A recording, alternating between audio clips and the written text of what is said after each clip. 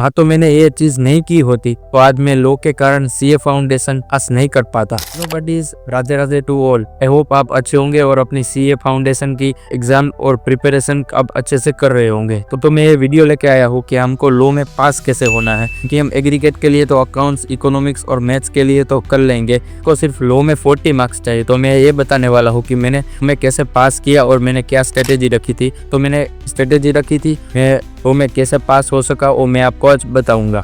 आप भी फॉलो कर सकते हैं लॉ के लिए। चलो हम स्टार्ट करते हैं। मेरी स्ट्रेटेजी और मैं टिप्स आपको बताऊंगा कि मैंने क्या फॉलो किया था। फर्स्ट ऑफ ऑल तो यही है, मैं सभी वीडियो में यही बोलता हूँ कि अभी है ना आईसीआई कॉन्सेप्ट पे फोकस करता है और बच्चा क्या करता है, रट्टा मार के जाता है, तो है ना वहाँ पे एग्जाम पे है ना अच्छा परफॉर्मेंस नहीं कर पाता है। यही बोलूँगा, है ना कोई भी कर रहे हो, कंपनीज एक्ट हो, सोगा हो, नसीब हो या नेगोशिएबल हो या इंडियन कॉन्ट्रैक्ट हो, है ना आपको पहले कॉन्सेप्ट क्लियर करना। अगर आपको कॉन्सेप्ट अच्छा होगा, है ना वो क्वेश्चन बोलना चाहता है, केस स्टडी आया है, तो आप है ना समझ पाएंगे और आप लिख पाएंगे। अगर आपको कॉन्सेप्ट ही नहीं आता तो आप कॉन्सेप्ट पे भी है ना कर ही नहीं सकते। तो आपको है ना पहला ये है कि आपको है ना की एक्ट कर रहे हो तो उसका है ना अच्छे से कॉन्सेप्ट क्लियर करना है। वो सेक्शन या प्रोविजन है वो क्या कहना चाहता है, उसकी अंडरस्टैंडिंग नहीं होगी तो कैसे लिख पाएंगे। फॉर एग्जाम्पल सेक्शन 2 सबसेक्शन 45 है, government company of the companies act, उसकी डेफिनेशन है जो वो डेफिनेशन आपको अगर समझ नहीं आ रही है और इनके ऊपर मान लो कि आईसीए ने एग्जाम में क्वेश्चन पूछ लिया,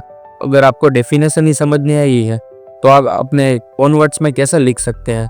चलो कीवर्ड्स तो आप लिख लेंगे बट ओन वर्ड्स में भी आप नहीं लिख सकते अगर आपको कॉन्सेप्ट क्लियर नहीं है, आपको लिखना ही नहीं आता कि लिखूँ क्या। अगर आपको कुछ याद ही नहीं आ रहा तो आप लिख पाएंगे कैसे। तो मैं आपको पहला यही बोलूँगा कि आप है ना अपना कॉन्सेप्ट क्लियर, एक बार कॉन्सेप्ट क्लियर हो जाए ना उसके बाद आपको है ना एक बार अंडरस्टैंडिंग ले लेना है अपनी तरफ से, तो एक बार रीड करना है और एक रफ पेज लेना है, उसमें है ना ऐसे ही आपको रफ की तरह है ना लिखना है ना देखे कि मुझे कितना याद आया, आपको याद करके लिखना है। और 20%, 30%, 40% ही आप लिख पाए बट वो है ना आप लिख पाए वो अच्छी बात है कि आपको है ना एग्जाम में दिक्कत नहीं आएगी। अगर अच्छे से जो मैं स्ट्रेटेजी बता रहा हूँ वो फॉलो करेंगे तो अब ये है ना दूसरा स्टेप ये करना है कि आपको रफ में लिखना है कि मुझे कितना आता है, तो आप पता भी चल जाएगा कि मुझे अभी कितना याद रह गया है और कितना याद रखना बाकी है। वो सबको समझ तो आ जाता है बट वो लिखने के टाइम है ना वो बच्चा परेशान हो जाता है कि मुझे आता है बट मैं लिख नहीं पा रहा हूँ। तो उसके कारण है ना आपको है ना रफ में ऐसा लिख के आपको है ना देखना है कि मुझे कितना आता है। टिप है अब ना लिखना हो जाए, अंडरस्टैंडिंग हो जाए, उसके बाद है ना आपको है ना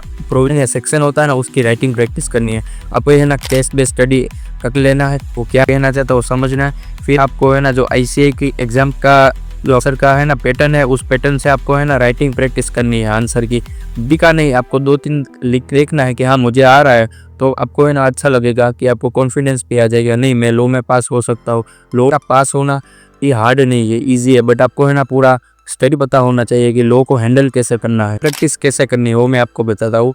आप मान लो कि गवर्नमेंट कंपनी का ही आप एग्जाम्पल लेते हैं, उसका क्वेश्चन आया तो और केस बेस्ड स्टडी है तो आपको है ना पहले प्रोविजन लिखना, प्रोविजन या है ना लॉ ऐसे करके हेडिंग डालना, उसके है ना उसकी डेफिनेशन लिखनी है कि गवर्नमेंट कंपनी मीन्स तीसनी उस सेंट्रल और स्टेट गवर्नमेंट का 51% से ज़्यादा होता है या बहुत पेन होता है और गवर्नमेंट की कोई सब्सिडरी कंपनी है वो भी हो जाती है, हम काउंट करते हैं तब। ये आपका पूरी डेफिनेशन लिखनी है। डेफिनेशन लिखने के बाद है ना आपको ना है उसमें एनालिसिस लिखना। एनालिसिस में आपको है ना जो क्वेश्चन दिया है ना मिक्स करे वो क्वेश्चन क्या कहना चाहता है वो एनालिसिस में लिखना है, क्योंकि एनालिसिस का है ना कोई मार्क नहीं होता बट ये फॉर्मेट है उसमें है ना आपको लिखना पड़ता है। फिर इसके बाद आपको है ना कंक्लूजन लिखना है। कंक्लूजन में लिखना है कि इन वो केस या तो वो प्रोविजन ऐसा लिख के आपको है ना जो कंक्लूजन क्वेश्चन ने पूछा है वो आपको देना है। तो ये है ना राइटिंग प्रैक्टिस करोगे ना ये यहाँ पे एग्जाम के पहले तो ये आपको है ना बेनिफिट होगा, उससे आपको है ना पता चल जाएगा कि मुझे ना आता और कितना नहीं आता, मैं कितना लिख पाता हूँ या कितना नहीं लिख पाता हूँ।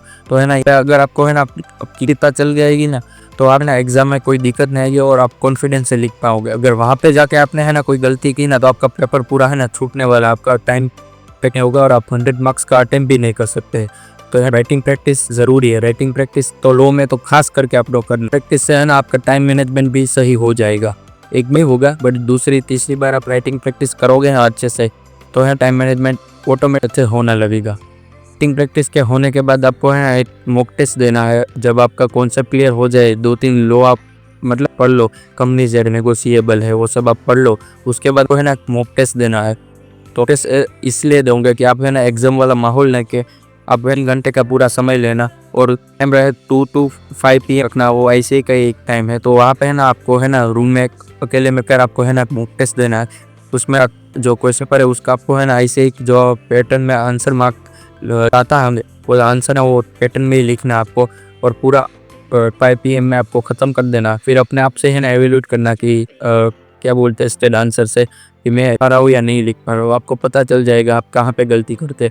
और जो आप गलती की है ना वो आप है ना एक नोटबुक है ना नोट कर लेना, ताकि आप दूसरी बार पढ़े या कोई मॉक टेस्ट दे या कुछ दे एग्ज़ाम पे ले जाए तो है ना वो लिख के जाना कि मैं यहाँ पे गलती करता हूँ, तो है ना वहाँ पे एग्ज़ाम पे गलती नहीं होगी और आप अच्छे से मार्क्स स्कोर कर पाएंगे। बाकी लॉ में कुछ है नहीं, लॉ में आपको है ना कीवर्ड्स याद रखना है, और कीवर्ड्स आप चेंज नहीं कर सकते। कीवर्ड्स आप तो है ना सेम पूछना पड़ेगा तो ही आपको है ना मार्क मिलेगा, बाकी आपको मार्क नहीं मिलेगा। सीक्वेंस बता देता हूँ आपको, सीक्वेंस क्या फॉलो करना है अगर आपको पढ़ना है तो पहले सीक्वेंस में आता है कंपनीज एक्ट, फिर दूसरा पार्टनरशिप, थर्ड आता है LLP, फोर्थ आता है सेल्फ गुड सेल्फ, फिर फिफ्थ है इंस्ट्रूमेंट, और आपको 7 सीख सकता है इंडियन रेगुलेटरी फ्रेमवर्क। और आपको अगर कॉन्ट्रैक्ट नहीं करना क्योंकि अभी लास्ट 1 मंथ है तो आप कॉन्ट्रैक्ट छोड़ के जाते हैं। मैंने भी कॉन्ट्रैक्ट छोड़ा था, बट जो मैंने किया था ना चैप्टर से वो मैंने अच्छे से किया था।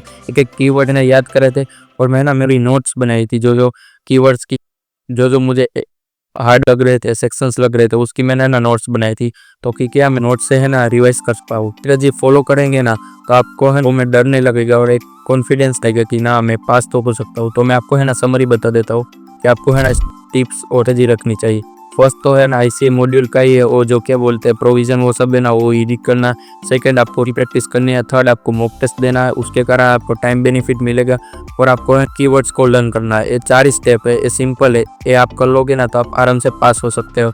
और आप है ना 40-50 एक्सपेक्ट कर सकते हो लिमिटेड चैप्टर्स के साथ। बट जो आप चैप्टर है ना वो अच्छे से करना, उसमें ना कुछ बाकी मत रखना है। ये मत बोलना कि ये नहीं आएगा, छोटा टॉपिक है। और अभी है ना इन टर्म्स में मैं देख रहा हूँ कि ICA है ना कॉमन सील करके आता है कैरेक्टरिस्टिक्स, वो है छोटा सा टॉपिक है तो 2 मार्क में पूछ लेता। अगर कोई बच्चा नहीं करके गया रहा तो 2 मार्क कुछ लिख ही नहीं पाए। अगर आपने है ना वो टॉपिक भी किया होता, ऊपर से किया होता तो आपको चलो कुछ लिखा 1 मार्क तो मिल सकता है ना कॉमन सील। तो इसलिए मैं बोलता हूँ कि जो आप करो 100% के साथ करो। ऐसा मत सोचो कि ये नहीं आएगा, छोटा टॉपिक है या बड़ा टॉपिक है यही आएगा, ऐसा कुछ नहीं होता। ICA के मूड पे के ऊपर डिपेंड है उसको क्या पूछना है। अगर आपको कोई डाउट है तो आप टेलीग्राम से मैसेज कर सकते हो या फिर आप कमेंट में लिख सकते हो, तो मैं आपका डाउट सोल्व कर दूंगा। और आपको कौन से अगले स्ट्रेटेजी चाहिए वो मुझे आप कमेंट में बता देना। तब तक के लिए बाय, टेक केयर।